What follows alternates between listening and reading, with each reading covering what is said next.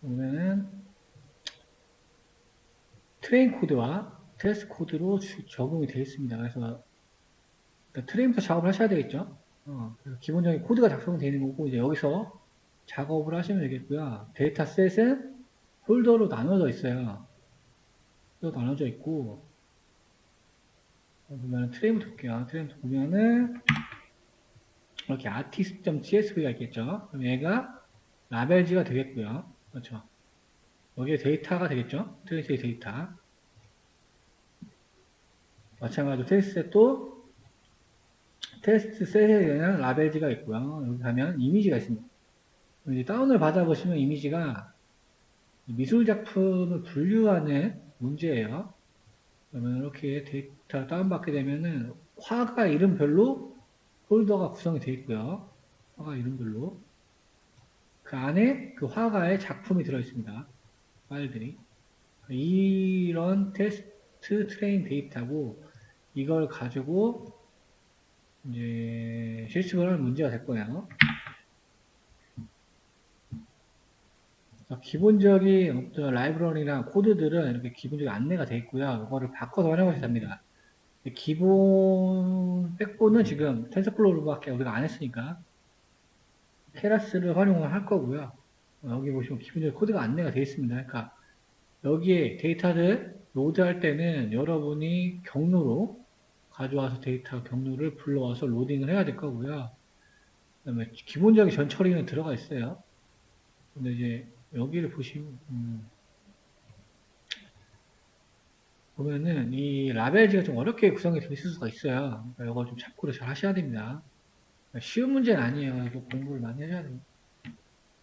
이 작품의 이 작가가 여기 있는 거죠. 그래서 폴더가 이렇게 돼 있어요. 얘로. 그럼 이제 그 작가, 뭐 피카소 이렇게 돼 있고, 이 폴더 명별로 데이터 이미지 파일들이 들어 있습니다. 근데 여기 이제 이렇게 이런 함수들이 존재하는 거는 전 처리를 위한 것들이에요. 저 데이터. 그러니까 실전이랑 똑같은 겁니다. 이거 같은 경우는 지금 여러 문자들이 있기 때문에 조금 바꿔주는 이런 전 처리들이 들어있어요. 이거 좀 이해하면서 해보시면 될 것 같고, 여기에 이제 뭐 배치 사이즈나 if 사이즈, 뭐 클래스 개수 이런 거 적용하고, 여기에서는 지금 뭐 제너레이터를 만드는 활용하는 기법을 적용을 했는데, 우리가 지금까지 했던 거는 이렇게 제너레이터를 쓰진 않았어요. 이거는 원래 다른 프레임워크에서 하는 기법인데 여기서 적용을 하는 거라서 이걸로 그대로 쓰셔도 되고 여러분들 스타일로 바꾸셔서 만드셔도 돼요. 여기는 이제 데이터가 그냥 전처리하는 부분이기 때문에 그렇죠? 중요한 건 여기죠. 모델 설계. 여러분이 모델을 설계하시면 되고 여기는 훈련. 요거는 시각화를 하기 위해서 히스토리 객체 조건에 출력을 하는 거. 네, 모델 세이브는 이렇게 하면은 끝나요. 그래서 트레인 코드가 있고 테스트 코드도 거의 유사하겠죠. 그러니까 트레인 코드는 트레인 폴더에 대해서 처리를 하셔야 돼요. 테스트 코드는 테스트 코드에 대해서 처리를 하셔야 됩니다. 미술 작품 분류 문제고 실전 유형이에요. 근데 기본 코드가 안내되어 있기 때문에 공부할 때 좋은 코드입니다. 근데 이런 문제들은 실제로 데이터 분석과 시험을 치시게 되면 만약에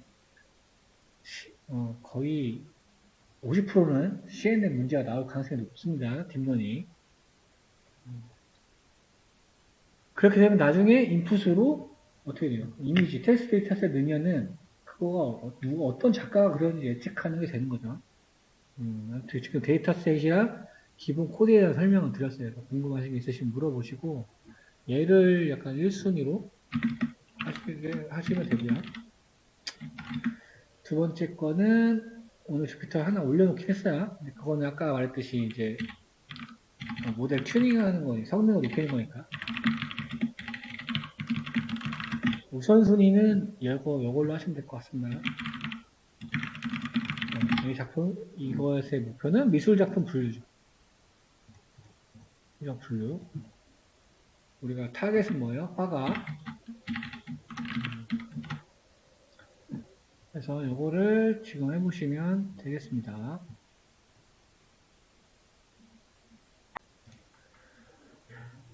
일단 모델 구성에 관련된 문제, 첫 번째 문제는 케라스의 패션 omnis 데이터셋을 시퀀셜 모델을 이용을 해라 라고 나와 있습니다.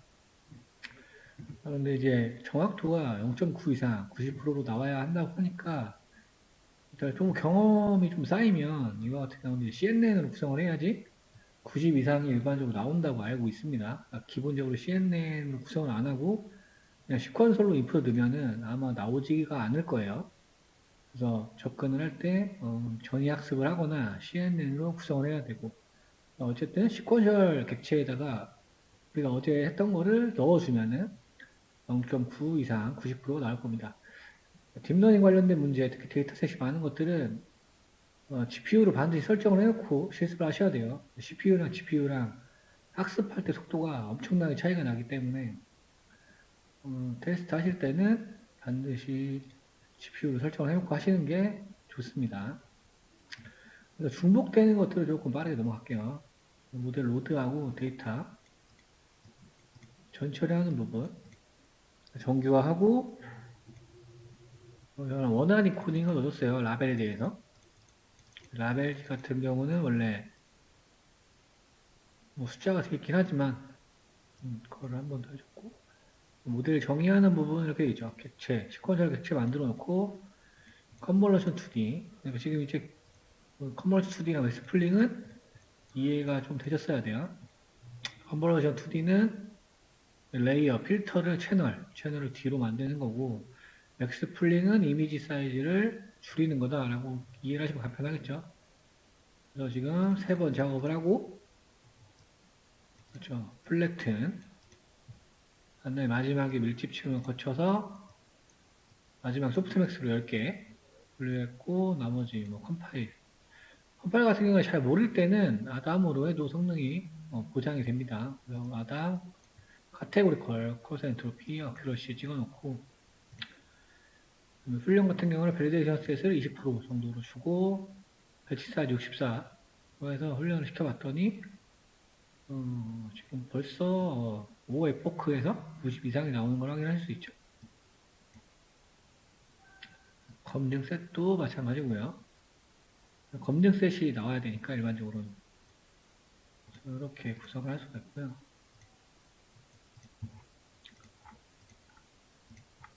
2번 문제는 함수형 API 방식을 사용해야 되고 2개 이상의 지표를 사용해야 된다고 하니까 어큐러시 이후에 지표를 추가하면 되겠고 검증세 정확도가 0.9 이상 다른 부분 볼게요.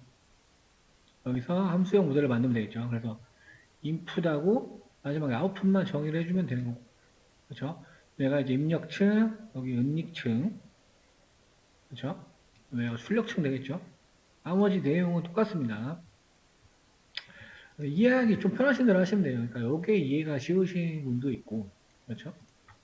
왜냐면 여기에 딱 이렇게 이미지 사이즈를 먼저 정해놓고 시작할 수가 있으니까 엠리스트는 우리가 28, 28인 걸 알고 있죠 이미 이제 함수형 API로 작용을 하다 보니까 그렇죠? 애초에 여기서 데이터를 전처리하고 들어오면 되겠죠. 자, 그다음에 다 똑같고 여기서만 추가를 해놓은 겁니다. 히스토리 객체에 들어가 보면 어큐러시, AUC, 프리시전, 리콜 이런 지표들이 접근을 할 수가 있었어요. 찍어보면은 그 외에도 다른 지표들이 출력되는 걸 확인할 수 있죠. 근데 굉장히 이 데이터가 좋기 때문에 프리시전 리콜이 이렇게 나오는 걸 볼 수가 있죠. 일반적인 데이터는 이런 데이터셋이 거의 없을 텐데, 그렇죠? 프리시전 리콜이 다 좋은 지표를 나타내고 있다. 그래서 프리시전 리콜, 밸리데이션에 대해서 찍을 수 있고, 그렇죠? 트레이스에 대해서 찍을 수도 있고요.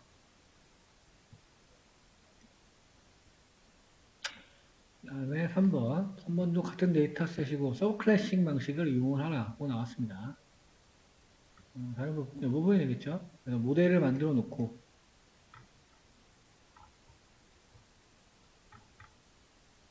모델 만들어 놓고 상속 받은 다음에 콜은 입출력이 일어날 때 자동으로 출력이 된다고 했었습니다. 그러니까 똑같죠? 여기 오고 맵핑에서 보시면 되겠죠? 그냥 함수와 시켜놨다밖에 다른 게 없습니다. 그래서 여기에서 이제 이 클래스로 만들어 주고요.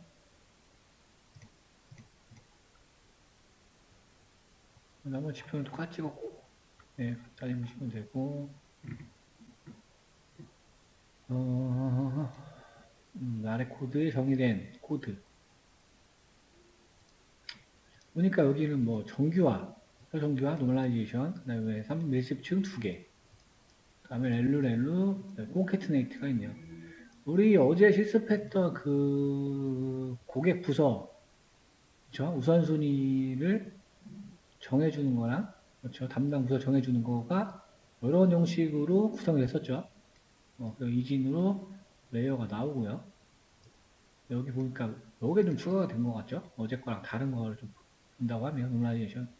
그래서 제가 이거는 GPT에 있는 거 그대로 뽑아왔습니다. GPT에서 뽑아와서 어떤 류에 대해서 나오는지. 그래서 검색했을 때보다 굉장히 요약이 잘 돼서 나오는 걸 볼 수 있어요. 제가 약간 정렬을 못하고 왔는데 같이 한번 읽어보면요. 입력 데이터의 다양한 특성을 동시에 고려해야 할 때, 어제 했던 것도 마찬가지로 고객 부서에 관련된 게 있고 우선순위를 배정할 것도 있고, 그래서 어떤 민원에 대한 데이터나 뭐 텍스트에 대한 데이터, 좀 뭔가 이런 특성들이 좀 존재했죠. 각각 피처. 그래서 다양한 특성을 약간 고려해야 될 때, 약간 머신러닝에서 보면은 각각 피처, 열이라고 보시면 되겠죠. 그런데 이제 이 열도 중요한 것 같고 저 열도 중요한 것 같고 약간 이런 느낌이 있을 때라고 생각하시면 되겠죠. 그래서 모델의 병합 내에는 입력층과 출력층을 결합하여 모델이 원래 입력 피처와 변환 피처를 학습할 수 있도록 한다. 예를 들어서 신용 점수를 예측하는 게 있다고 하면 잠시만요. 저 안 틀어놔가지고 네. 평균 신용 점수 차이나 뭐 변화율 이런 것들 굉장히 중요할 수 있겠죠. 그런 거를 입력으로 사용할 때 유용하다. 그래서 실제 예제랑 실전이랑 약간 비교해서 생각할 수 있으니까 좋은 것 같아요. 전차 네트워크는 이따 오늘 배울 거고요. 그러니까 중요한 거는 이제 여러 가지 피처를 고려해야 될 때, 그죠? 면적, 방수, 이런 피처들, 주변 지역 특성, 뭐 학교가 있냐, 역세권이냐, 공원이 있냐, 이런 것들을 고려해야 될 때 유용하다. 그러니까 마치 딥러닝 모델이지만 머신러닝 모델의 피처를 고려해서 학습하는 것처럼 마치 다중회계처럼 할 때는 이렇게 입력층을 구성하면 된다는 거죠. 신용점수를 예측하는 모델은 신용점수를 예측하는 것도 통계학적으로 돼 있었겠죠. 인공지능이 조금 활성화되기 전까지는. 근데 인공지능을 추가해서 이런 걸 예측한다고 하면 모델을 만들어야 될 거고 이 모델을 만들 때 고려해야 될 요소들이 많겠죠. 과거의 기록들, 파생된 뭐 아까처럼 변화율 이런 거를 다 고려하고 트렌드 같은 거, 평균과의 차이 이런 걸 다 고려해서 어떤 고객의 신용 점수를 예측하는 이런 서비스, 점수, 한도, 연체 이력 뭐 이런 것들을 다 고려해서 예측할 수 있는 모델을 만들 수 있다. 다양한 골자는 다양한 어떤 피처들을 고려하겠다라는 게 골자죠. 그럴 때는 저렇게 입력을 여러 개를 둘 수가 있고 콘캐트네이트를 할 수가 있다. 5번은 여기 보면 서머리 결과를 설명해라. 트레이니에이블 파라미터랑 논 트레이블에이블 파라미터 값의 의미가 있었다. 민트가 써 있어요. 논 트레이블. 학습 가능하지 않은 파라미터는 노멀라이제이션에 필요한 층이며 노멀라이제이션은 훈련 중에 학습되는 값이 아니다. 이거는 데이터 자체가 정교화가 됐기 때문에 그렇죠? 훈련 중에 들어가는 건 아니라는 거죠. 모델 훈련을 하기 전에 이 작업이 이루어져야 되겠죠. 일반적으로 이렇게 해야지 성능이 보장이 됩니다. 또 논트레이블 에이블 파라미터 값이 7인 경우는 특성의 세 종류인데 세 종류의 데이터셋을 훈련할 때 각각의 평균값과 분산이 필요하고 이에 더해서 정규화 과정에 사용되는 작은 값이 필요하다. 이게 말하는 거는 지금 표준화랑 정규화랑 조금 섞여 있는 것 같아요, 용어가. 왜냐면은 표준화 자체가 우리가 평균을 0으로 만들고 표준 편차를 1로 만드는 작업이고, 정규화라는 건 일반적으로 우리가 값을 0에서 1로 조정을 하는 거죠. 각 피처들에 대해서, 특성들에 대해서. 아니면 마이너스 1에서 1로 조정을 하는 거고. 이건 잘 쓰진 않지만, 네, 그걸 다 고려하겠다는 얘기가 들어있는데 조금 말이 어렵게 쓰는 것 같습니다. 어쨌든 모델을 보면 인풋, 아까 3개의 피처가 있는 값을 인풋 한다고 했고요. 지금 여기 노멀라이제이션 계층이 있죠. 파라미터는 7개지만 얘는 학습에 들어가지 않는다라는 거죠. 여기 요 구간은 얘는 댄스 30 그다음에 2개를 이제 더했으니까요. 그렇죠. 더했으니까 33개가 되겠죠. 콘캐트네이트 시켰으니까. 그 다음에 하나를 뽑고. 그러니까 우리가 어제 했던 그 데이터 똑같이 생각하면 되겠네요. 우리 어제 부서 예측하는 모델이 있었잖아요. 근데 얘가 지금 추가된 거예요. 이렇게 없고. 그래서 여기 보면 트레이네이브 파라미터. 트레이네이브 파라미터는 훈련할 때 업데이트되는 가중치랑 편향이 포함된다. 당연하겠죠. 파라미터니까. 둘이 행렬 연산을 통하고 편향, 바이어스는 더해주는 거고. 그러니까 당연히 파라미터 개수가 늘어날 거고 당연히 업데이트가 계속되겠죠. 그래서 120, 934 플러스 34에서 1084.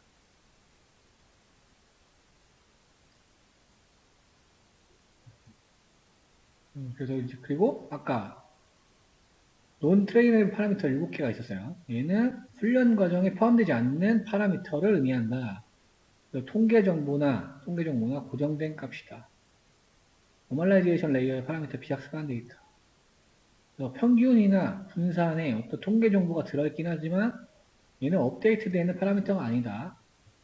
그러니까 모델에서 쓰이는 파라미터가 일단 아니라는 거죠. 왜냐하면 단어 자체가 그렇게 돼 있잖아요. 그렇죠? 논 트레이네이블 파라미터라고 하니까. 내가 가지고 있는 의미는 어떤 평균과 분산, 이런 통계 정보가 들어있긴 하지만, 그렇죠? 업데이트 되는 건 아니라는 얘기예요. 업데이트.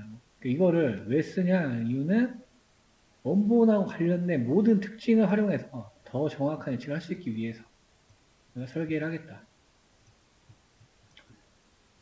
그래서 이제 그러면 이거 왜 쓰냐? 왜 이거죠? 왜 쓰냐? 이게 왜 그래요?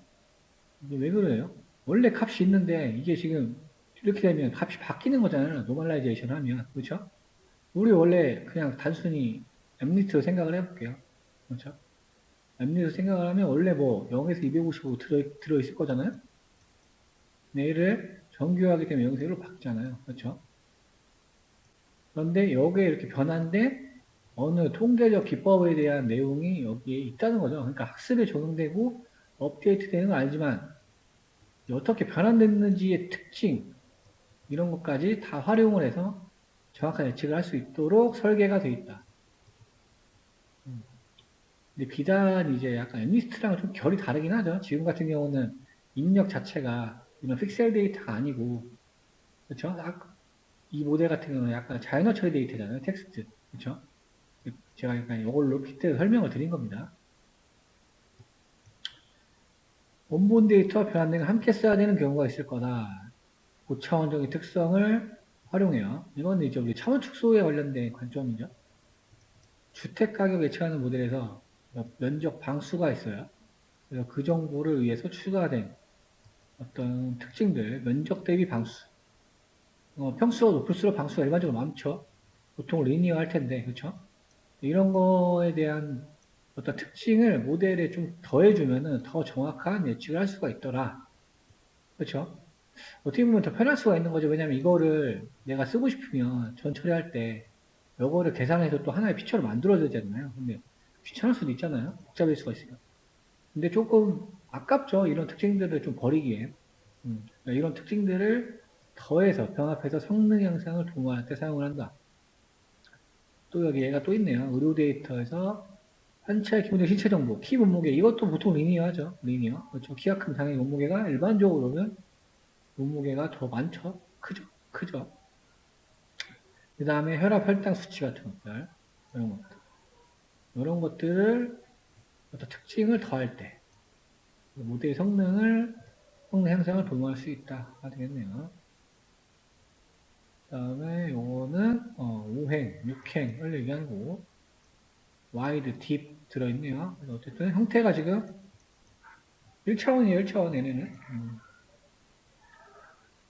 그 다음에 또 각각 정규화를 시켜줬고요. 정규화 층으로, 레이어로. 그 다음에 넣어놓고. 그 다음에 댄스층. 유니스 30, 30. 페이드. 언닉층 넣어놓고. 얘도 마찬가지로 콘캐트네이트 했네. 그냥 하나로 뽑고. 결과는 이진분류고, 얘도 정규화 층을 두 개를 구성을 했어요. 근데 하나는 와이드거나 딥이라. 이런 식으로 구성이 되어 있습니다. 얘도 똑같겠죠. 입력을 병합하는 거. 두 개. 네, 여기서는 input wide는 위치나 면적 같은 간단한 특성, input deep은 약간 복잡한 특성, 그러니까 특성 자체를 좀 분류를 했다는 얘기죠. 용어에 약간, 용어에 빗대서 약간 이해하시면 되겠죠. 다음에 다중 출력이 필요할 경우도 있을 거고, 가격 예측 모델에서 가장 중요한 건 주택 가격을 예측하는 거지만, 어떤 보조 출력이 필요할 수도 있을 것 같다. 그러니까 다중회귀 모델을 얘기하는 거죠. 다중회귀 모델. 이 주택 가격이 뭐 어느 범위에 속하는지 뭐 이런 것도 예측할 수가 있다. 그래서 둘이 합친 다음에 최종 출력을 뽑아내고, 그렇죠. 인풋 와이드랑 인풋 딥은 다른 특성을 포함을 시킨대요. 아까 뭐 방 크기 이런 거는 인구 정보를 포함시키고, 딥 크기, 아까 추이였죠, 추이? 이런 거는 사용자의 클릭 횟수, 이런 스칼라 데이터도 넣는다는 거죠. 그래서 궁극적으로 주택 가격을 예측한다.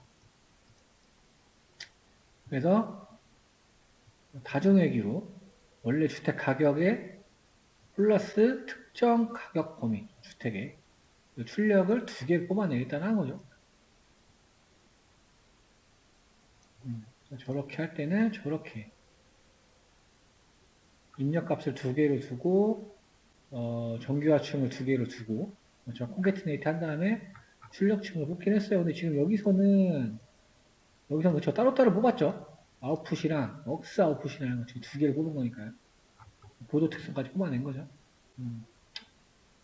다음에 앞서 API를 병행한 모델을 서브클래식 기법으로 적용해라. 위에 지금 안내되어 있던 코드를 서브클래식 기법으로 표현한 거. 그렇죠? 정규화층 두 개, 언립층 두 개, 그다음에 합치고 출력층이 지금 두 개죠. 하나는 주택 가격에 관한 거, 얘는 주택 가격 어디에 포함되어 있는지. 중요한 거는 뭐 얘가 두 개고, 그렇죠? 히든층 같은 거 쓰는 거다 상관없고. 중요한 건 콘캐트네이트하고 출력이 두 개라는 얘기. 이게 중요한 거. 밑에는 콜함수니까 동작할 때 어떤 걸로 출하만 정의해주면 되겠죠. 그 다음에 이렇게 두 개로 출력이 돼 리턴해서 나가는 거. 입력 데이터 형태. 하나는 형태가 우행으로 되고 하나 육행으로 되고. 그 다음에 회기니까 오피마이저는 일단 아담을 선택을 하고 뭔지 잘 모르겠으니까 로스는 회기니까 MSE나 MA, RMSE 쓰면 되겠죠. 이렇게 함수형으로 구현할 수 있다. 이렇게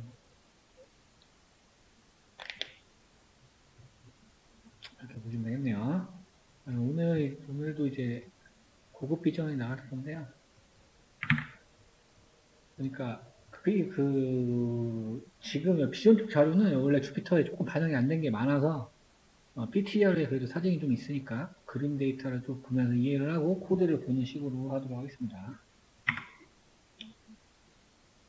우리 CNN에서 주요 활용 분야 CNN 모델 딥러닝에서 가장 메인으로 나온다고 말씀드렸죠. 어떤 걸 말했어요? 이미지 분류 그 다음에 이미지 분할, 객체 탐지라고 나옵니다. 이미지 분류는 쉽게 생각하면 그냥 우리 카메라에 만약에 인공지능 모델이, CNN 모델이 있는 어떤 애플리케이션이 있다고 생각을 하면 그냥 비추면은, 그쵸? 얘가 뭐 컴퓨터 노트북인지, 강아지인지, 고양인지, 의자인지, 이런 걸 분류해 주는 게 될 거예요. 보통 몇 프로인지가 나와요. 어떤 사물을 딱 보여주게 되면, 예를 들어 우리가 모니터 같은 거를 비추고 있다고 치면, 얘가 모니터 확률이 뭐 50%다. 뭐 박스의 확률 비슷한 거 있잖아요. 얘가 40%다. 이런 식으로 되는 게, 그래서 여기서 프로버빌리티가 가장 높은 걸로 선택을 해주는 게 분류 모델이에요. 근데 이제 분류할 때는, 학습시킬 때는 이런 이미지들이 다 폴더로 구분이 돼 있어야 되는 거예요. 그러니까 그 중에서 학습했던 것 중에서 얘가 예측한 결과를 보여주는 거니까요. 이제 거기에 분류인 거고, 이미지 분할 같은 경우에는 만약에 자동차로 생각을 하면 휠, 타이어 이런 것들을 분할을 시켜주는 거예요. 그래서 이미지가 있으면 이 영역은 타이어야, 이 영역은 휠이야, 이 영역은 본넷이야. 이렇게 시각화를 해서 보여줍니다. 우리가 눕기 딴다 표현하죠. 포토샵 같은 거를 해보신 분들은 눕기라고 생각하시면 돼요. 어떤 경계선을 기준으로 이 부분이 어떤 거인지 얘기 나오고, 재책 탐지는 이제 실시간으로 카메라를 비추게 되면 이 사람이 누구인지가 나오는 거예요. 얘는 펄슨이야, 사람이야, 얘는 강아지야, 도구야, 캣이야, 이렇게 나오는 거예요. 그러니까 분류랑 탐지랑은 조금 다르죠. 얘는 이렇게 프로버빌리티 나오고, 객체 탐지는 보통 컨피던스라고 얘기를 해요. 컨피던스. 그러니까 지표는 아니고 얘가 이제 컨피던스라는 변수를 사용을 합니다. 그러니까 모델이 얘를 사람으로 몇 프로 정도로 확신한다라는 얘기겠죠. 컨피던스 자신감 얘기하는 거예요.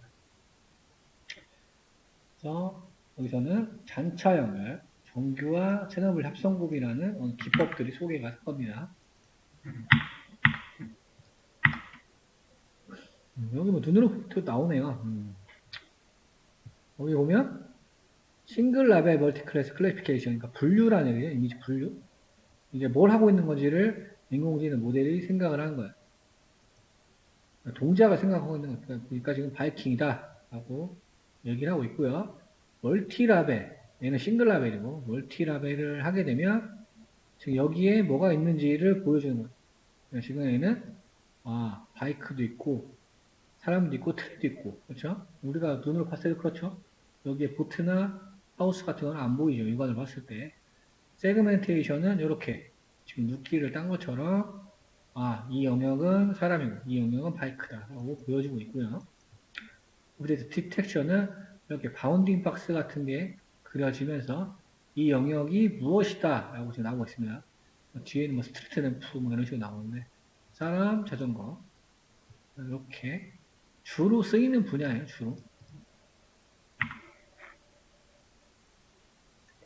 저거 말고도 굉장히 뭐 다양한 기법들이 있어요. 보면 막 유사도 측정, 이 이미지와 이 이미지가 얼마나 유사한지를 뭐 여러 가지 기법을 적용해서 알 수 있겠죠. 뭐 코사인 시뮬레이터 이용할 수도 있고, 아니면 영상 처리 기법을 사용할 수도 있고.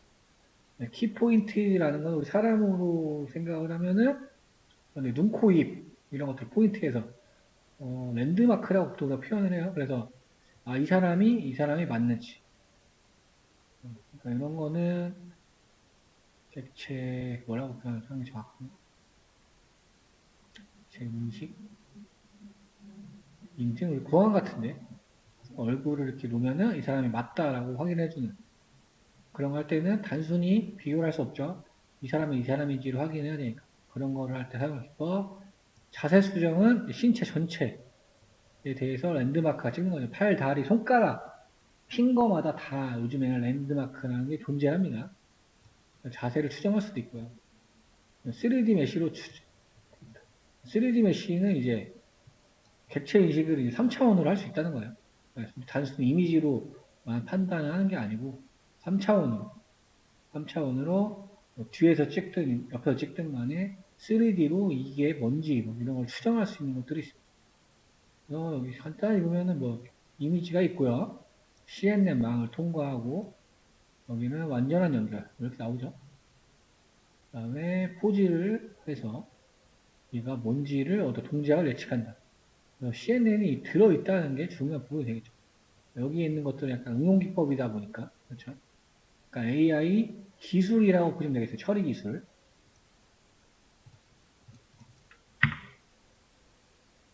객체 탐지는 이거 조금 제가 밤마다 달라요. 조금 AI 엔지니어링 원하시는 분들한테는 뎁스 깊게 다루고 분석가를 원하는 개혁에서는 이거는 깊게 다루진 않아요. 그래서 조금 의견을 조금 주시면 좋을 것 같습니다. 제 유튜브에 가면 굉장히 많이 있어요. 앞에 지금 해놓은 거를 직접 다 하시는 방법들에 대한 영상이 자세하게 다 올라가 있습니다. 근데 봐도 처음 봐서 이해 안 하실 수 있으니까 직접 다뤄주기 원하시면 말씀을 해주셔야 됩니다.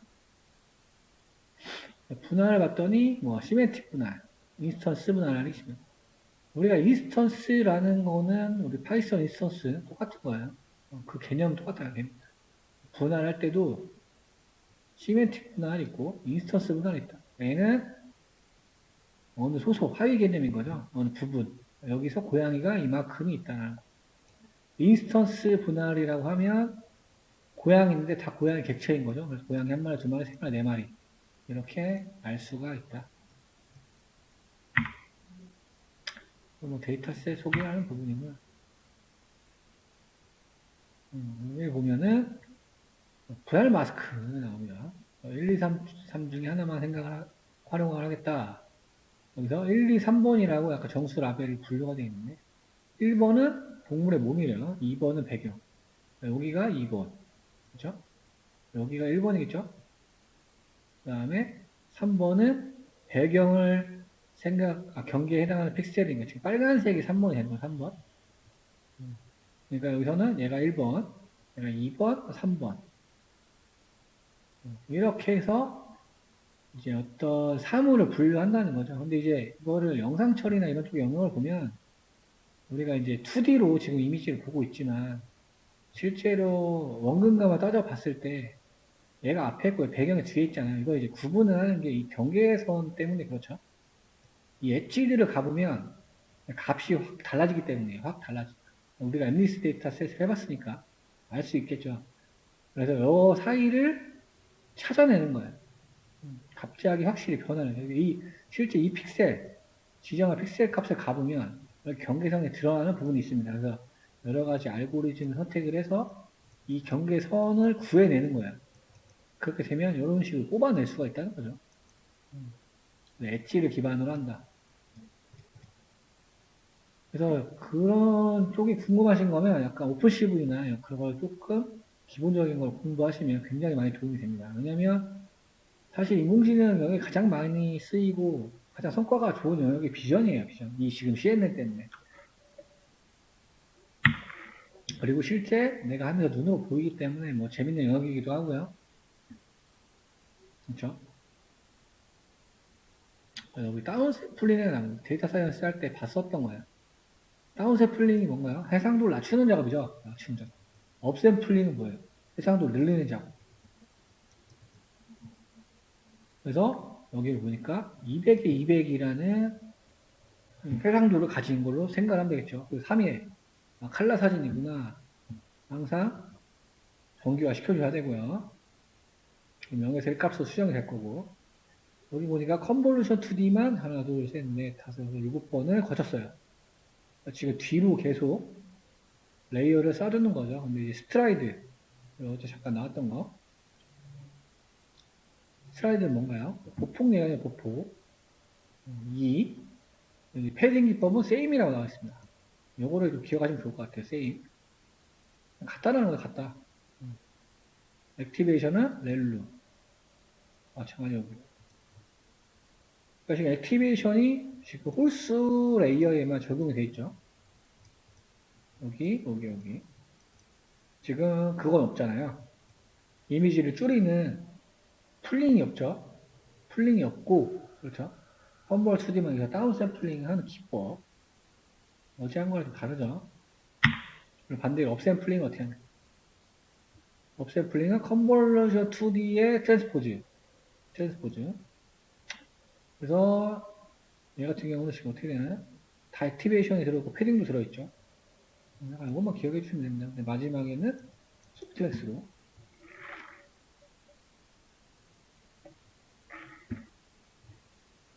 우리가 1, 2, 3이었으니까 지금 아까 사진 말하는 거예요. 1, 2, 3. 얘를 뽑아내는 거니까요. 거기를 신경망으로 구분을 해서 망을 만들고 뽑아내는 거를 말한 거예요. 그러면 이제 나중에 이렇게 나오겠죠? 그러면 이제 사진을 넣으면 어느 영역이 0번이고 1번이고 2번인가 나올 거고, 거기를 시각화 시켜준 게 아까 빨간색, 뭐 파란색, 이런 게 되는 거예요. 업샘플링을 하다 보니까 지금 반대로 되죠? 앞에 있는 거, 여기가.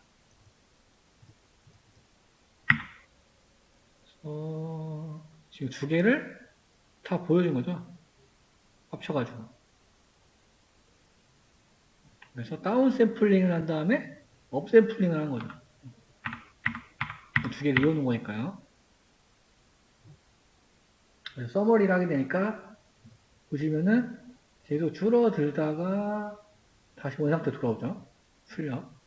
그래도 망을 거치다가 돌아오는 거. 이제 기본적인 유넷이라는 아키텍처랑 굉장히 유사합니다. 왜냐면 이게 이렇게 보신 거. 그래서 다운 샘플링하고 업 샘플링 하는 거. 이거는 나중에 자세히 설명드릴게요. 지금은 나오는 게 아니어서. 출력 값을 보니까 그렇죠. 200, 200에 300.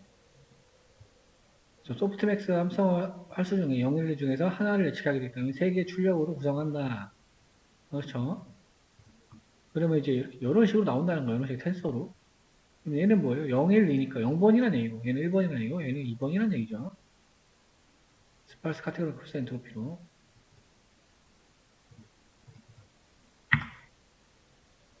조금 더 뎁스 깊게 작동법을 조금 다시 한번 보면요.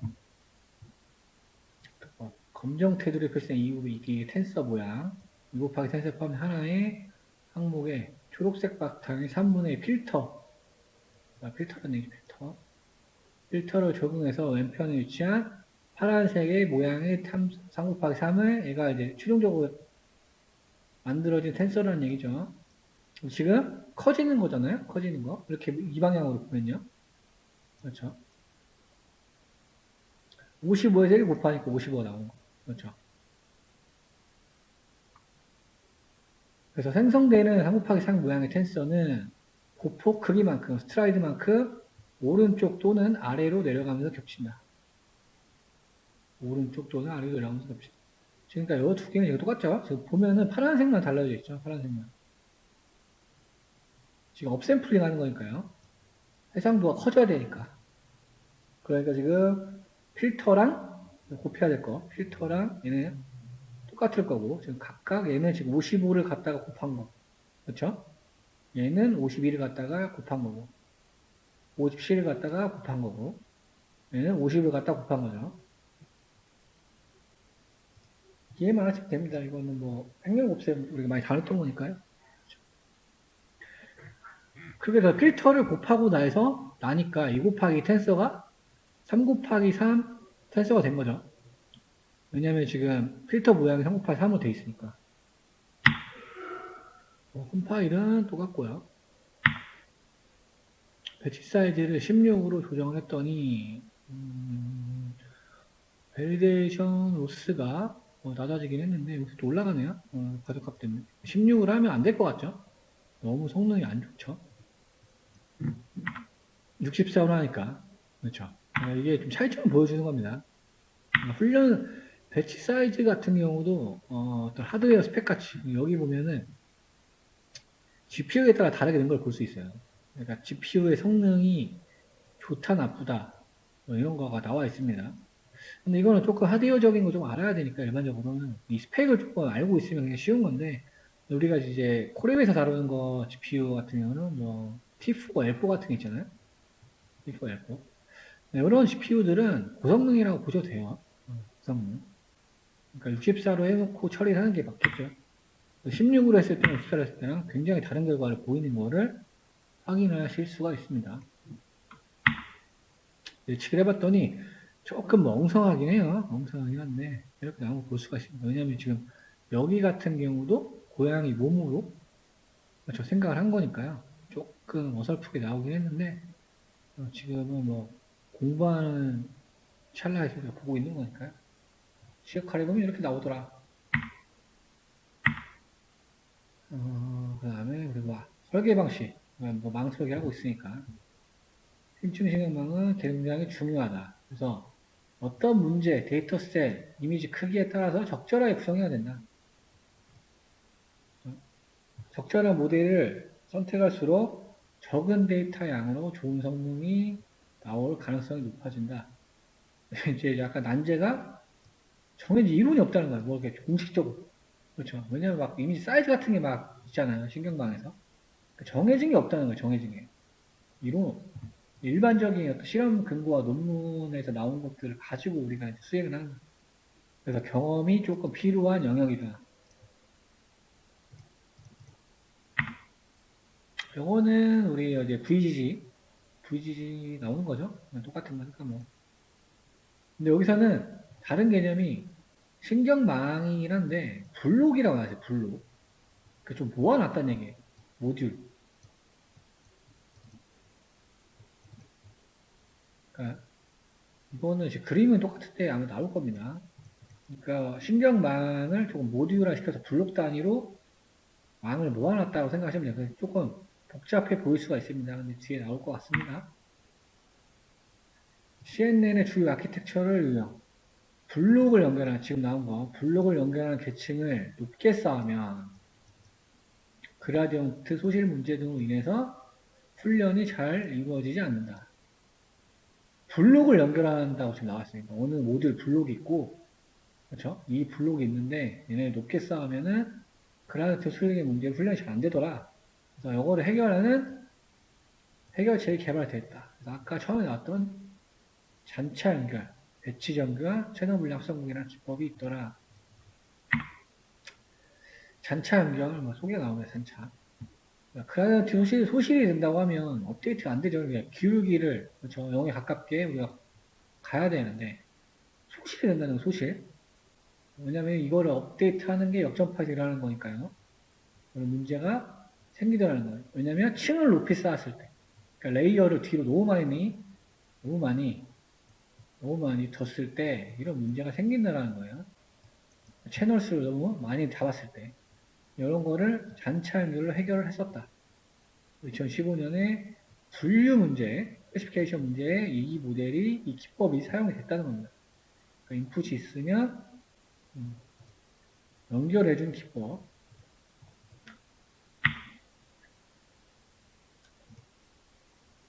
잔차 연결의 핵심은 모양을 맞춘다는 거예요. 모양. 잘 볼게요. 30, 32, 3. 이미지가 32인 건가 보죠. 그리고 칼라인 거고. 그래서 32. 이건 뒤로 쌓는 거니까 우리 30, 32, 3, 3 나왔어. 그 다음에 패딩을 사용을 했다. 여기 패딩, 세임이라는 옵션을 지금 걸어뒀죠. 패딩을 사용했어. 그러면은 지금 여백이랑 패딩 여백이잖아요. 여백은 똑같이 하겠다. 그러니까 텐서 모양을 맞춰준 거죠. 레지듀얼의 컨버런스 필터 수를 맞췄다. 그러니까 앞에 여기를 똑같이 했다는 거죠. 모양을 맞추는 거. 모양을 맞춰서. 맥스 풀링을 지금 사용을 안 했죠. 컨버런스만 있으니까. 이미지를 줄이는 작업이 없이. 그렇죠. 지금 필터만 늘리고 있는데 패딩을 세임으로 주면서 숫자를 똑같이 했다는 얘기입니다. 그 다음에는 맥스 풀링을 사용할 경우 맥스 풀링은 이미지를 줄이는 거니까요. 맥스 풀링을 사용할 때 여기다가 세임을 또 넣어뒀네요.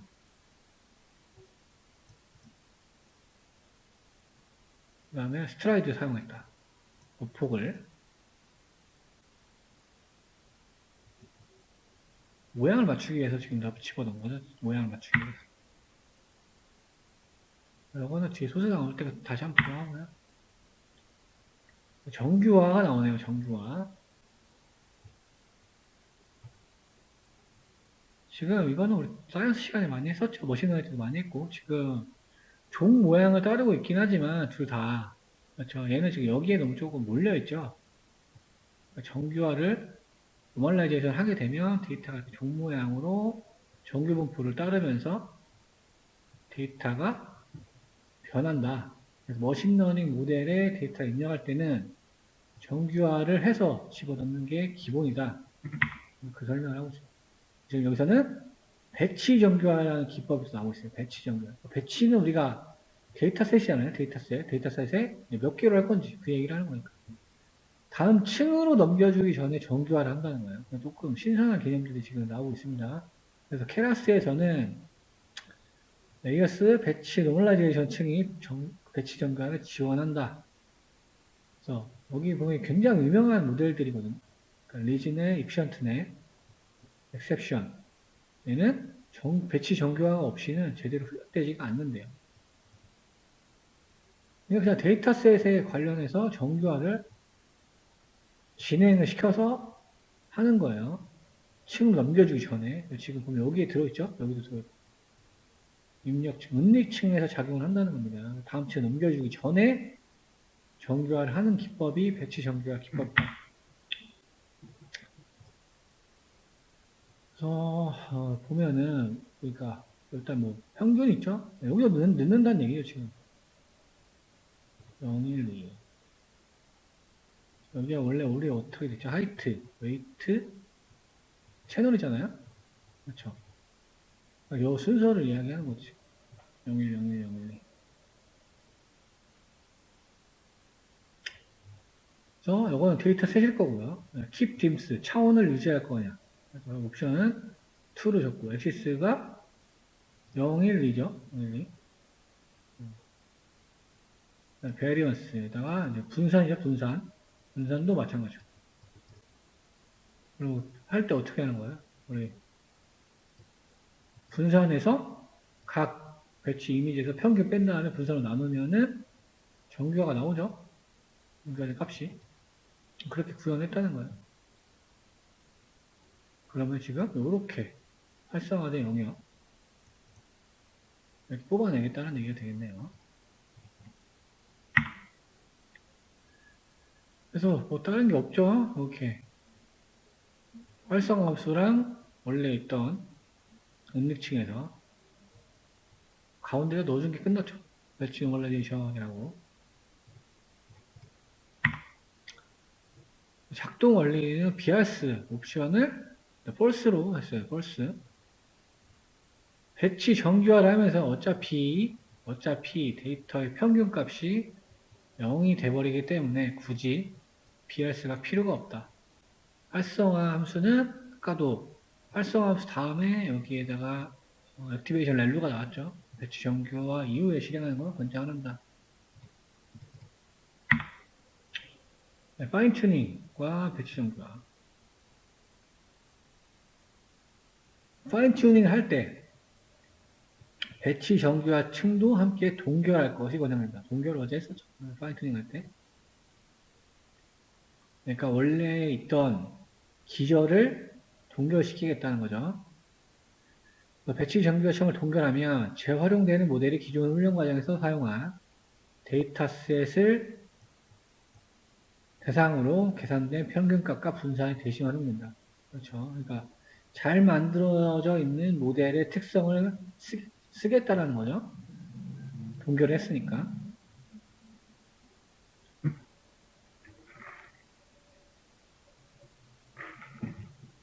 근데 이거는 훈련셋이 비슷할 때. 그래서 이제 분류 모델 이런 거 있잖아요. 분류 모델. 분류 모델인데 굉장히 성능이 좋은 분류면 유명한 거 아까처럼. 그런 모델인데 내가 지금 하고자 하는 문제를 분류면 일반적으로는 잘 작동을 합니다. 왜냐하면 데이터셋이 비슷하죠. 그렇죠? 그러니까 우리가 국영수가 있는데 그렇죠? 이 수학을 모의고사를 1000번 푼 거잖아요. 우리가 지금 가져오려고 하는 그 유명한 모델들이 아키텍처가 그렇죠? 요거 가져다가 그렇죠? 나는 다른 수학 문제 조금 요것만 풀고 싶어요. 얘는 다 푼 거. 비슷하죠? 그러니까 성능이 좋게 나올 가능성이 굉장히 높겠죠. 엑셉션이라고 2017년에 소개된 모델의 아키텍처를 보여주고 있는 거고요. 근데 사실 서머리를 찍어보면 이제 굉장히 막 복잡해요. 막 길다고 해야 될까요? 모델 서머리 찍으면.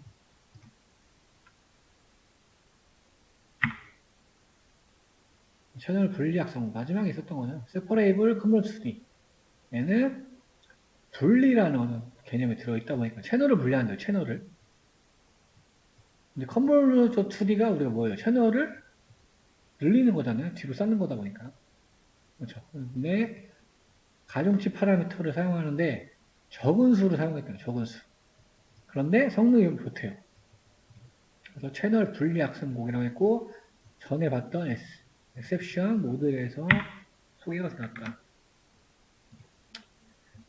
그래서 봤더니 여기 뭐 스플릿 채널을 분리시킨 다음에 쭉 나눴죠. 나눈 다음에 콘캐트네이트 시킨 다음에 뽑아내는 게 되겠네요. 작동을 한 거 보니까 여기에 우리 이제 필터를 지금 쌓은 거잖아요. 3개. 하나, 둘, 3개니까. 그렇죠. 거기서 분리를 한다고 했잖아요. 1.0을 분리시킨 다음에. 거기서 지금 이렇게 됐다는 거죠. 뽑아낸다. 이게 필터니까. 그래서 여기에서 이걸 곱하면 이게 나오는 거잖아요.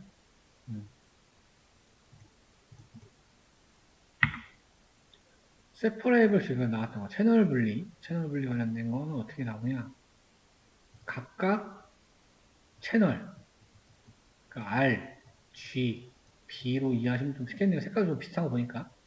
RGB로 분류를 시켜놓고, 거기서 지금 쪼갰죠? 쪼갠 다음에 나온 결과를 다시 합쳐서 1차원으로 바꿔서 뽑아낸다. 형상화된 거 어렵고 코드를 좀 봐야 이해가 조금 쉬울 것 같습니다.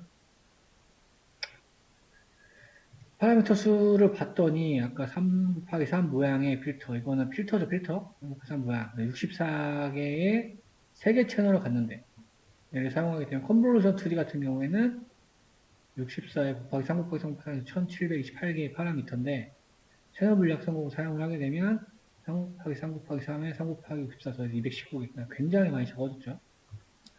그 다음에 얘는 10개 채널을 갖는 입력 데이터 사용할 경우에도 5760인데 735로 줄일 수가 있다.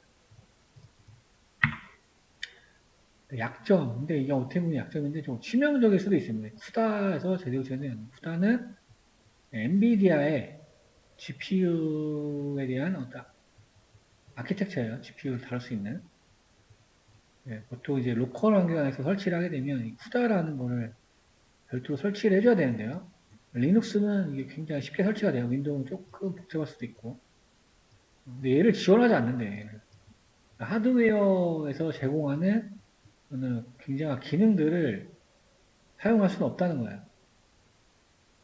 왜냐면 이제 쿠다 여기에 이제 이 아키텍처가 어떻게 되어 있냐면 GPU에 최적화돼서 그러니까 GPU의 어떤 코어나 메모리를 병렬 처리를 해주게끔 다 구현이 되어 있단 말이에요. 근데 이제 그거를 사용할 수가 없다.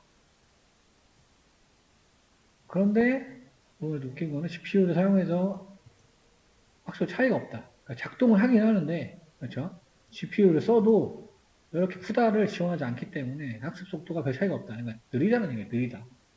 느리다.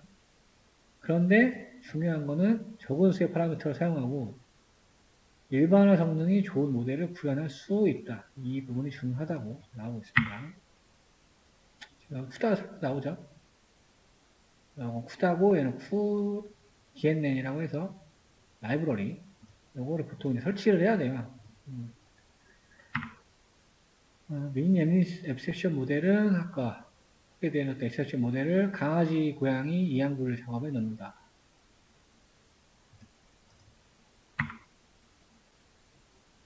요거는 어그멘테이션이고 보시면 될 것 같습니다. 한번 쉬었다가 하도록 하겠습니다. 세팅하시고요. 이미지 분할, 아까 강아지랑 고양이 분류해주는 데이터셋 있다고 했습니다. 클릭 한번 해볼게요. 정상적으로 실행이 되는지 봐야 되니까.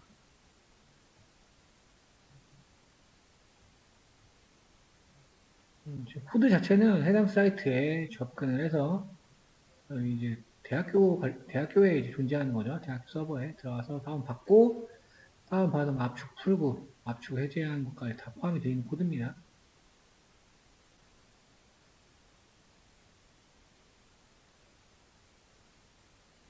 지금 압축이 타 좀 GZ로 되어 있네요. 모양이 상당히 좀 되는 것 같아요. 그래서 이미지 데이터랑 이미지의 우리 라벨, 어노테이션 데이터가 있습니다. 그러니까 얘가 고양이냐, 강아지냐 이런 것들 기록된 답안지 데이터가 되겠네요.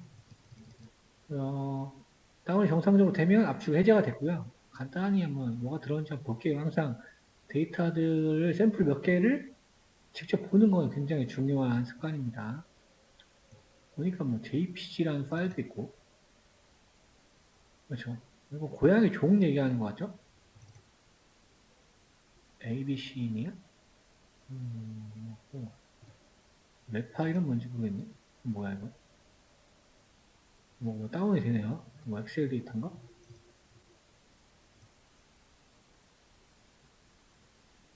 데이터베이스 파일이에요? 제가 잘 모르는 약간 파일링을 한번 확인해 보겠습니다. 어쨌든 지금 이렇게 돼 있고, 어노테이션 한번 해볼게요. 어노테이션 봤더니 뭐 XML도 있고, 뭐 트라이맵도 있고. 그냥 읽어보면 리드미 같은 거 읽어보면 좋아요. 펫 데이터 셋이고 구성 이렇게 돼 있고, XML도 돼 있고, 고유시 포맷이다, 어노테이션. 그래서 트레인벨 읽어볼게요. 이렇게 돼 있구나. 그러니까 이게 이미지 파일 명이죠. 이미지 파일 명이고, 여기에 이제 정답지가 되는 거죠. 111 구성이 돼 있고, 그렇죠. 그에 보면 다른 모양의 종류가 되게 많네요. 그래서 이렇게 라벨이 구성이 되어 있다 볼 수 있겠습니다. 아까 3개니까 테스트 세트만 생각하죠. 몇 장이나 3,600장 정도 트레이셋이죠 이건. 얘가 3,600장 있다는 거는 원래 트레이벨은 한 7,000이 넘는다는 얘기죠 보통. 강아지 고양이 관련된 분류 데이터 셋이 되겠네. 이렇게 받고 파일 정제를 위해서 또 실행을 시켜보도록 하겠습니다. 이미지스에 그렇죠? 이제 인풋이랑 타겟을 설정을 해줘야 되는 거예요. 데이터셋이 저렇게 분류가 되어 있는데 그렇죠? 인풋이 뭐예요? 이미지니까 이미지 폴더 경로를 적어줘야 되는 거고 타겟은 아까 오노테이션에 트라이맵이라는 거예요. 지금 타겟이 있다고 해요. 그 여기 오노테이션스에 트라이맵스 여기가 이제 타겟 dir 우리가 뭘 작업을 하고 나면 여기에 기록이 되겠죠. 그래서 지금 보면은 정렬하는 작업들이 좀 돼 있어요. 엔드 스위치로 JPG로 끝나는 거, PNG로 실하는 거, 그런 것들을 정렬을 해라. 돼 있고. 인풋 경로에 5개 슬라이싱해서 확인해 봤습니다. 아까 처음에 이제 ABCD 순으로 정렬이 돼 있고, ABC. 고양이 종이죠? 근데 이제 뒤에 있는 숫자로 정렬이 되다 보니까 뭐 1, 100, 1, 10, 100, 101, 100. 그 다음에 타깃 폴더, 트라이맵스에 또 PNG 파일도 있고요. 9번 인덱스를 본다고 합니다. 웹플랄리브랑 케라스 유틸에서 로드 이미지 이미지 어레이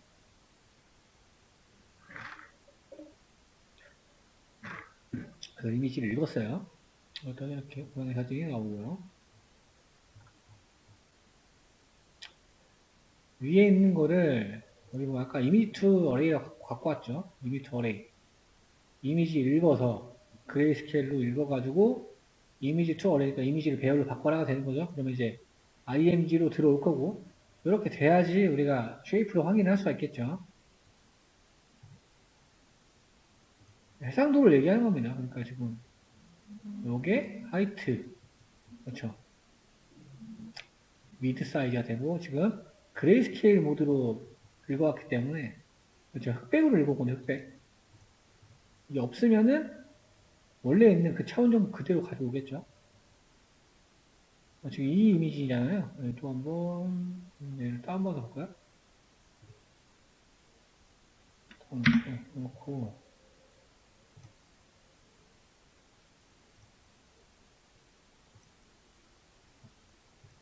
그렇죠. 지금 432에 389 돼 있네요. 432, 389. 그런데 쉐이프가 이렇게 돼 있어요. 조정이 들어가는 거죠, 지금. 원래 이미지인데 얘를 배열로 보내니까.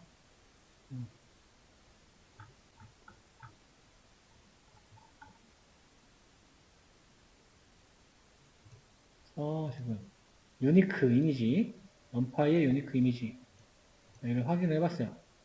확인해봤더니 1, 2, 3으로 채워져 있더라. 1, 2, 3으로 채워져 있대요. 1, 2, 3. 형태는 프로 32.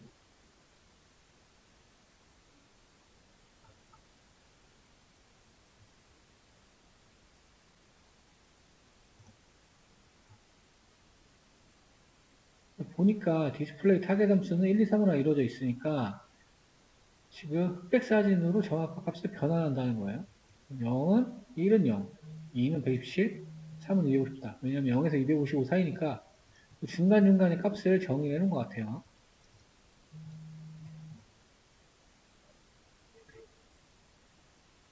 그래서 여기서 normalize array make bias 빼가지고 127을 곱한다. 그리고 전체 0.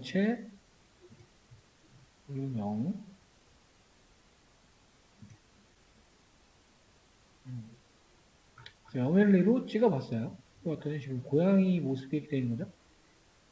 아까 배경이, 얘가 0이었나요? 얘가 0이고, 얘가 1이고, 2였죠? 2, 경계선.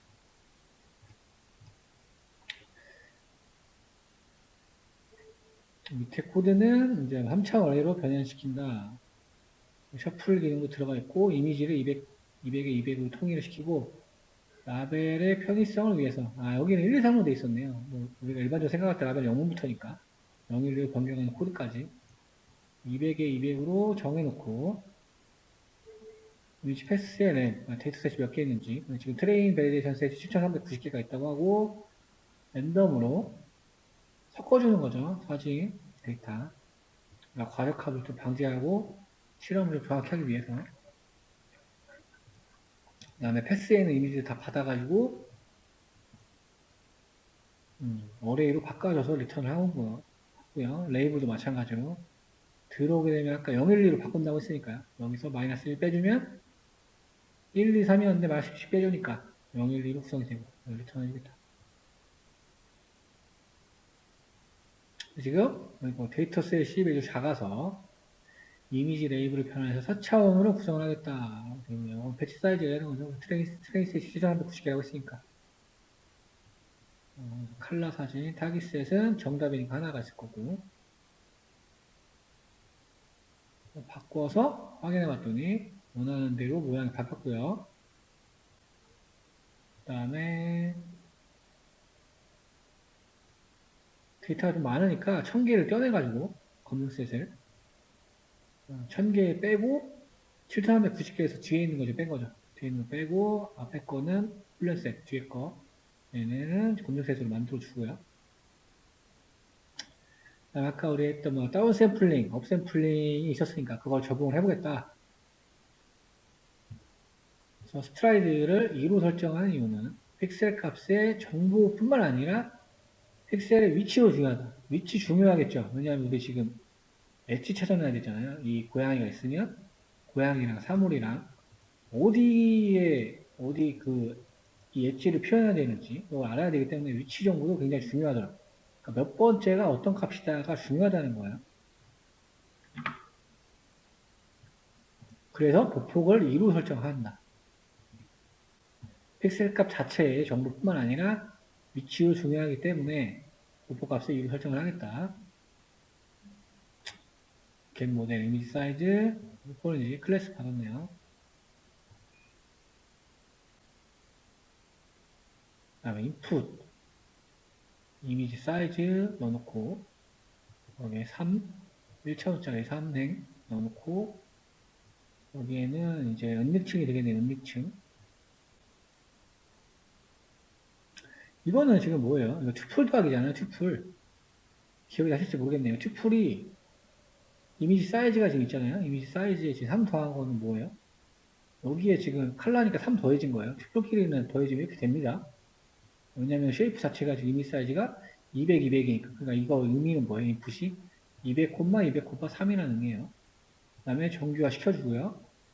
우리가 중요한 부분이 이거죠, 지금. 얘는 뭐, 지금 유니스는 레이어니까 좀 드러날 거고. 그렇죠? 그 다음에 지금 보폭수 2로 지정을 해놓은 거 확인할 수가 있고요. 그래서 액티베이션 렐루, 패딩 세임, 다 세임이에요. 세임. 지금 이건 뭐예요? 다운 샘플링 하는 부분이죠. 여기까지 다운 샘플링. 그 다음에 다시 업 샘플링 들어간 거. 마지막에 출력. 정답이 아까 0, 1, 2에서 뽑아내야 되니까 3개. 여기 아까 PT 자료에서 봤던 거를 코드를 보는 겁니다. 그래서 다운 샘플링, 업 샘플링을 같이 신경망을 구성을 했다. 아까 봤던 부분이고요. 옵티마이저는 RMS 프로, 로스는 카테고리 콜스 엔터 3개니까요. 지금 정의를 안 해놨으니까 실행을 시켜볼게요. 기록 안 해놨네요. 아까 실행을 했고, 여기 안 했고, 찍어보도록 하겠습니다.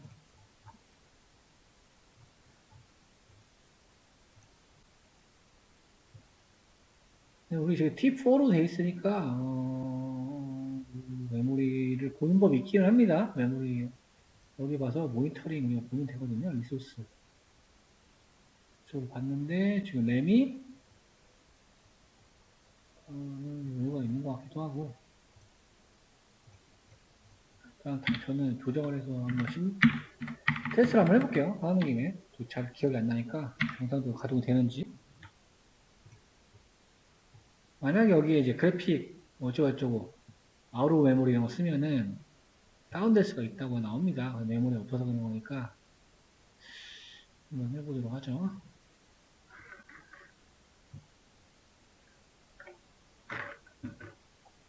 조금 무거운 느낌이 없지 않아 있는 것 같아요.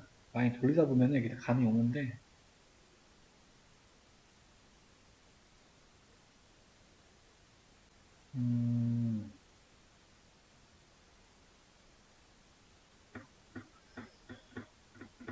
배치 64도 못 받는다고? 입력 텐스와 출력 텐스의 모양을 맞추는 거. 입력이 30, 32, 3이네요. 정규해주고. 은닉층인데 지금 함수를 구현해놨습니다. 은닉층. 입력값이 x, 필터, 그다음에 풀링이 되있네요. x는 x니까 여기 들어올 거죠? 들어오겠죠? 이거 바꾸고. 첫 번째 은닉층, 필터, 뭘로 호출, 여기 지금 호출한 부분이 여기 있죠? 필터 넣고, 렐로 세임.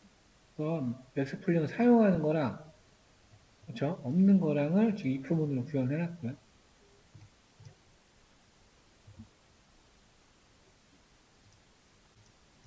그 다음에 채널별로. 여기 보면은, 이름이 글로벌 에버리지 풀링이에요. 마지막에.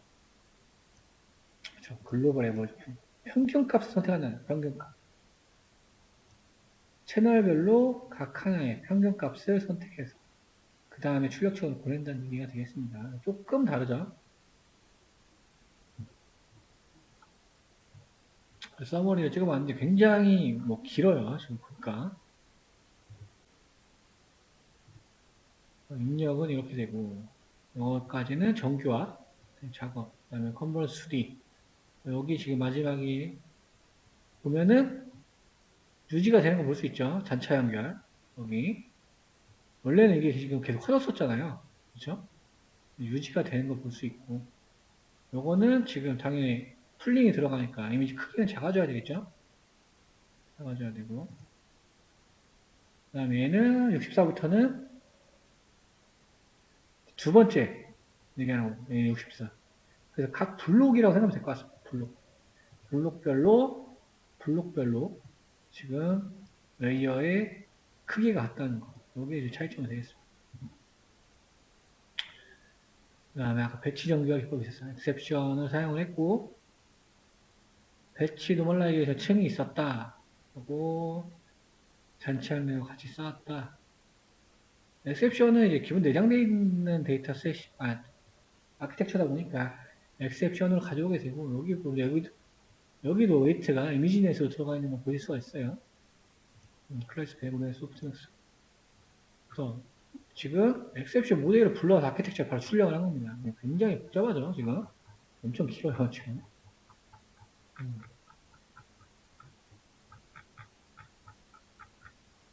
이렇게 돼 있고, 우리 여기서 배치를 사용할 거니까. 너무 기니까는 지금 엑셉션 미니 모델을 사용한다고 나와 있습니다. 콜앱 인증. 콜앱에 한 인증하는 거는 우리 어제 했었죠? 실행하신 다음에 본인이 인증 키, JSON 파일 올리시고, 실행을 시키시면 다운로드가 자동으로 될 겁니다. 그러면 얘는 다운로드 받은 다음에 압축 푸는 거고요. 여기서 세팅해주는 거. 데이터 셋이 뭐 어떤 dir 폴더가 있을 거니까 트레이스에 지정해주고 베이스 dir.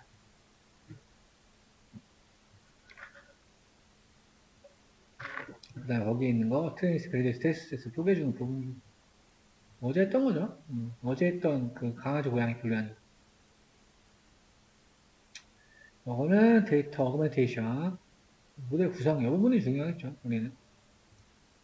이미지 크기 180, 180, 3 채널. 어그멘테이션 된 데이터를 가져온다고 돼 있죠. 그 다음에 정규화 시키고요. 제일 처음에 하나의 음미층. 필터 32. BRC 사용 안 한다고 했습니다. 배치 사이즈 적용하니까 커널 사이즈가 5로 픽스된 거가 있고요. 그 다음에 여기서는 조금 기법이 좀 다른데 이렇게 지금 이렇게 나왔죠. 리스트 형태를 구성을 해가지고요. 상대를 필터 수를 30, 64, 128, 256, 512로 돌면서 그 중간에 액티베이션 활성화 전에 우리가 배치 노멀라이제이션을 해준다고 했습니다. 그래서 여기에서 배치마다 정규화 작업을 해주는 거죠. 배치마다. 요거랑 다른 거예요. 그러니까 입력하기 전에 정규화 하는 거랑, 그렇죠? 그 층을 통과하게 되면 값이 바뀌잖아요. 그렇죠? 연산이 일어나니까. 계획을 해주고 다시 렐루. 이런 식으로 구성이 된다는 겁니다. 이게 배치 정규화 기법. 그러니까 레이어를 통과할 때마다 정규화를 걸어주는 기법이라고 생각하시면 좀 간단하게 이해가 되시겠죠? 그 다음에 마지막에 여기 전차 연결해주는 부분 모양을 맞춰줘야 되니까 그래서 1의 스트라이드 2 패딩 세임.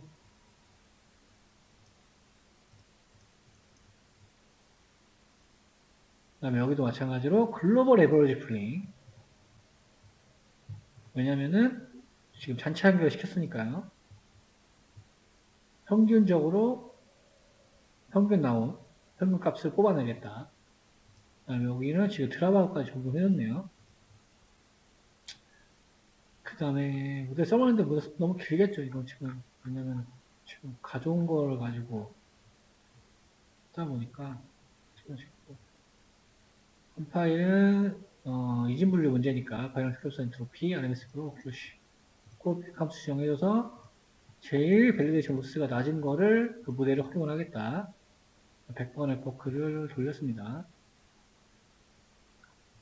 포크를 많이 돌리는 건 어제도 에포크가 쉽게 잘 떨어지지 않았죠. 이진 분류 문제인데 워낙 강아지나 고양이 비슷한 특성이 좀 많다 보니까 훈련을 많이 해야 되는 부분이 좀 있었고 확인해보니까 50F크 정도에서 과적값이 발생했기 때문에 50F가 가장 이상적이다라는 얘기를 하고 있습니다. 그렇죠. 여기에서 최저점은 이제 뭐 이 정도인 것 같은데요. 그렇죠. 너무 갑자기 튀는 게 있으니까 굳이 이렇게까지 할 필요가 없을 것 같습니다. 그래서 성능을 평가해 봤더니 이거는 지금 직접 구현한 거죠. 엑세션 모델을 가져와서 거기에 배치 연결이랑 자체 연결 시켜가지고 했더니 90 정도 나온다.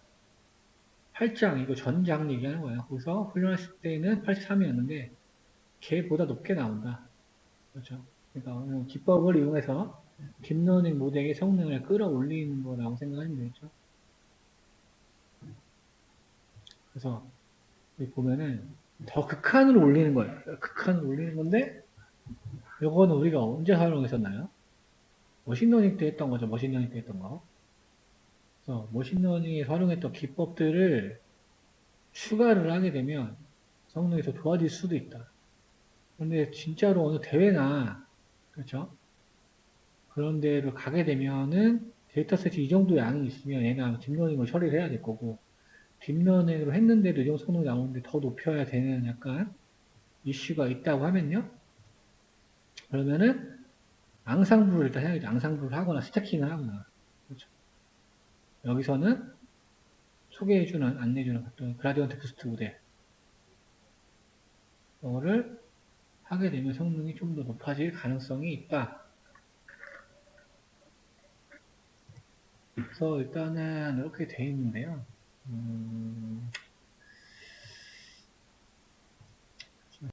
보면은 트레인 코드와 테스트 코드로 적용이 되어 있습니다. 그래서 트레인부터 작업을 하셔야 되겠죠. 그래서 기본적인 코드가 작성되어 있는 거고 이제 여기서 작업을 하시면 되겠고요. 데이터셋은 폴더로 나눠져 있어요. 또 나눠져 있고 보면 트레인부터 볼게요. 트레인부터 보면은 이렇게 artist.csv가 있겠죠. 그럼 얘가 라벨지가 되겠고요. 그렇죠. 여기에 데이터가 되겠죠. 트레이스의 데이터. 마찬가지로 테스트셋도 테스트셋에 대한 라벨지가 있고요. 여기 가면 이미지가 있습니다. 이제 다운을 받아보시면 이미지가 미술 작품을 분류하는 문제예요.